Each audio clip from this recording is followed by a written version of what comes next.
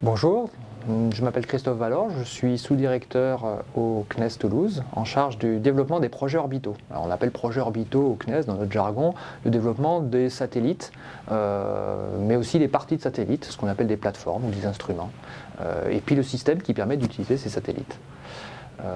Si je suis arrivé dans ce métier-là, c'est pas tout à fait par hasard, c'est parce que déjà tout petit, j'étais passionné par l'espace. C'est vraiment la finalité du spatial qui me passionnait. J'adorais, j'avais un télescope, je regardais les étoiles évidemment. Et puis au cours de mes études d'ingénieur, j'ai découvert que depuis l'espace, on pouvait non seulement regarder les étoiles sans être brouillé par l'atmosphère, mais aussi avoir un regard et un point de vue intéressant sur la Terre. Moi qui ai aussi beaucoup aimé voler, puisque j'ai un brevet de pilote, j'ai fait beaucoup de parachutisme, j'aimais beaucoup aussi voir les choses d'en haut. Et c'est vrai que depuis l'espace, on est carrément encore au-dessus pour voir les choses. Et donc c'est comme ça que je me suis retrouvé, j'ai eu la chance de pouvoir rentrer au CNES et faire des métiers assez différents, depuis le calcul d'orbite, donc prévoir la trajectoire que vont avoir les satellites, jusqu'à la finalité du satellite, qui est par exemple, pour certains satellites, de regarder la Terre avec une haute précision. Et puis maintenant, le métier que j'exerce, qui est de vérifier que l'ensemble des projets que développe l'Agence spatiale française vont pouvoir se réaliser dans de bonnes conditions, alors évidemment financières, évidemment au point de vue du planning, calendrier, mais aussi et surtout au point de vue des performances ultimes et de la mission qu'ils vont avoir à accomplir. Donc ce qui m'a motivé historiquement, c'était vraiment la finalité finalement du spatial. Et puis au fur et à mesure que j'ai exercé ce métier, dans les différents postes que j'ai occupés, j'ai découvert qu'il y avait beaucoup d'autres choses qui étaient passionnantes en fait dans ce métier. La première des choses, c'est que c'est du travail d'équipe. C'est un travail d'équipe sans cesse renouvelé. On comprend vraiment, grâce à ce métier, que une seule spécialité d'ingénieur ne peut pas suffire. On a vraiment besoin de la complémentarité de beaucoup de spécialités différentes. Et on est en plus au service des scientifiques, pour la plupart du temps, qui veulent étudier soit l'atmosphère, soit l'univers, soit la Terre elle-même, etc. Donc vraiment ce travail d'équipe, sous une certaine pression, parce qu'il faut quand même arriver à faire des objets qui marchent, encore une fois, dans les temps et les délais qui sont impartis. C'est quelque chose de vraiment très, très positif, qui rejoint aussi ma passion personnelle pour les sports d'équipe, où on retrouve un petit peu cet esprit d'équipe. Voilà, donc ça c'est le deuxième aspect du spatial qui est vraiment intéressante. La troisième que j'ai découverte aussi, c'est finalement l'aspect que c'est aussi un travail sans cesse renouvelé.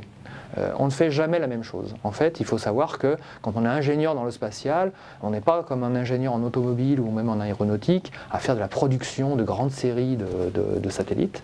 On n'en est pas encore là et pour l'instant, on fait surtout des satellites un petit peu sur mesure à chaque fois.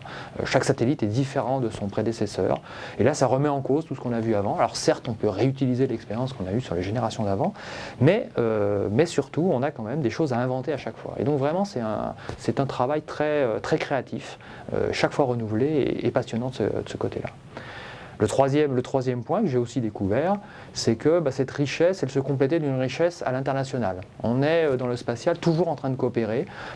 Sans doute pour les raisons que je citais, c'est que via le spatial, on a un regard un petit peu original, on s'extrait un petit peu des problématiques locales et rapidement on va regarder soit l'univers complet, soit la Terre dans sa globalité. Et donc on s'aperçoit que dans tous les programmes spatiaux, on est en coopération avec des pays étrangers qui partagent les mêmes objectifs.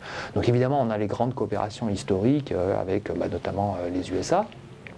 Mais on a aussi des coopérations plus originales avec l'Inde, avec la Chine, avec des pays émergents. Et ça aussi, c'est un facteur d'enrichissement à la fois personnel, mais aussi collectif, d'apprendre à voir un petit peu les différentes cultures d'ingénieurs, cultures évidemment au-delà de l'ingénieur, et d'arriver à faire marcher des projets ensemble. Voilà, donc tout ça c'est un petit peu la passion qui peut nous animer dans le domaine du spatial.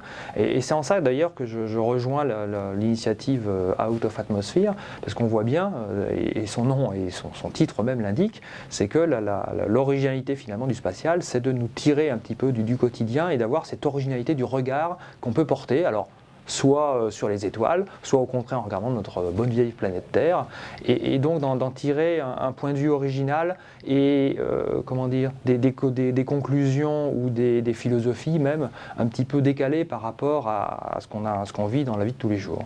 Donc c'est important pour moi dans mon métier de tous les jours et dans mon équilibre de ma vie. C'est important aussi pour la réflexion quasi philosophique qu'on peut avoir sur le devenir de notre société actuelle. On sait qu'actuellement la situation est très difficile en France ou dans les pays occidentaux, mais quand on se repositionne dans une perspective beaucoup plus large, on se dit quand même qu'il y a des priorités différentes à voir et peut-être un point de vue différent à avoir.